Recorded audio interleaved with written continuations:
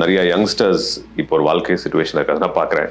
ஒரு வேலை பண்ணுறாங்க, கண்டினியூஸாக பண்ணிகிட்டே இருக்காங்க, நமக்கான நேரம் வரலையே, நமக்கான டைம் இல்லை, நமக்கு அந்த பிரேக் த்ரூ வரல அப்படின்னு நினச்சிட்டு நிறைய பேர் கேள்விகள். நான் ஒன்று சொல்லிட்டேன், கண்டிப்பாக பிரேக் த்ரூ வரும்.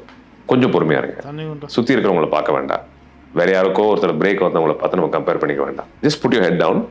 நீங்கள் ஃபோக்கஸ்டாக உங்களுக்கு பிடிச்ச விஷயத்தை தொடர்ந்து நீங்கள் பண்ணிகிட்டே இருங்க. அதில் எவ்வளோ லாஸ் வந்தாலும் சரி, எவ்வளோ உங்களுக்கு அதில் தோல்விகள் வந்தாலும் சரி, சப்போர்ட் இல்லைனாலும் சரி, நெகட்டிவிட்டி வந்தாலும் சரி, ஜஸ்ட் எல்லாத்தையும் காதில் ஒன்றும் வாங்கிக்காம இப்படி போயிட்டே இருங்க.